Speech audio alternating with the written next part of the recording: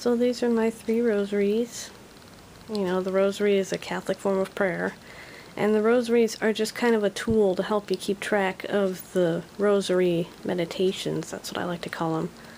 But when you say the rosary, you'll notice a lot of people will hold something like this to say the rosary. There's also little finger rosaries that go around your finger, but I prefer the big ones because, you know, I can keep track of the prayers. And rosaries, they all have the same basic layout. You know, it's just, they might have their own unique look, but they all have basically the same layout.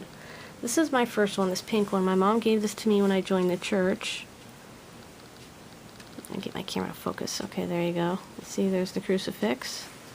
And the beads are little hearts. I don't know how well that shows on the video, but the beads are little hearts. And you've got your little charm here. It's usually Mary, and see, it's Mary with a crown of stars. And on the back, it's just a little image of Jesus.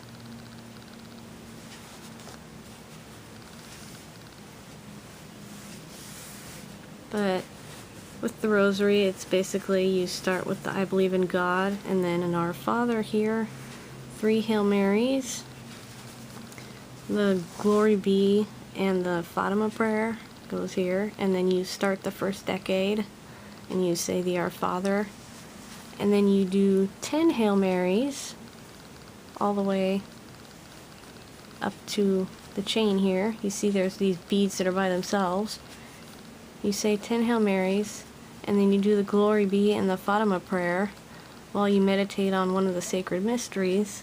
Since today was the Luminous Mysteries, it's Thursday as I'm doing this, you're doing things like Jesus revealing himself at the wedding at Cana, where he turned the water into wine, and the proclamation of the kingdom of heaven, you know, those things. Those are the luminous mysteries.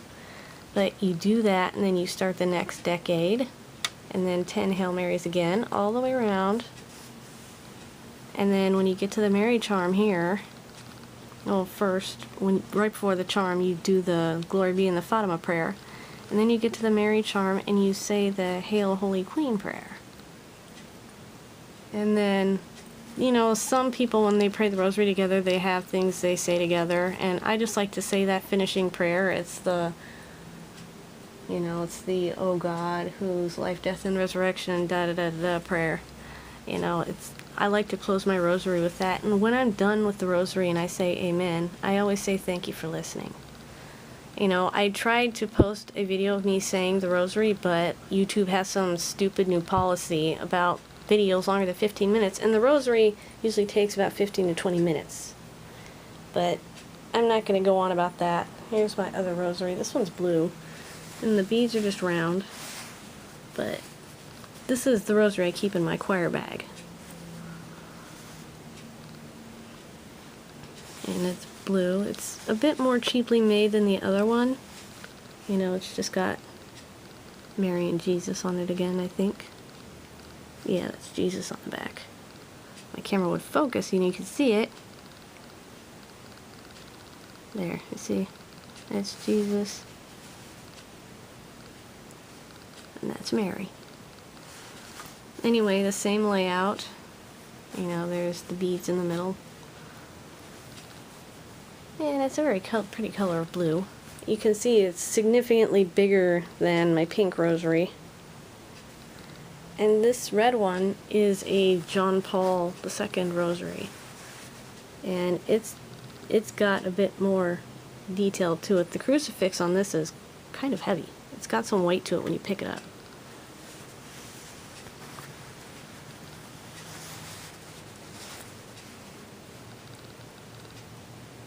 And it says, I am the Immaculate Conception. Here, you can't really see the text too well, but on the front it's a picture of Mary. And on the back, instead of Jesus, you have Pope John Paul. He's a saint now.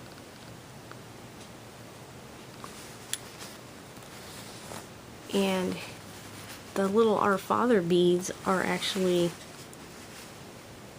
little pictures of John Paul II, or saint. He was a really good pope. I wish I could have met him. He died of Parkinson's, and that's what my dad is suffering with, so...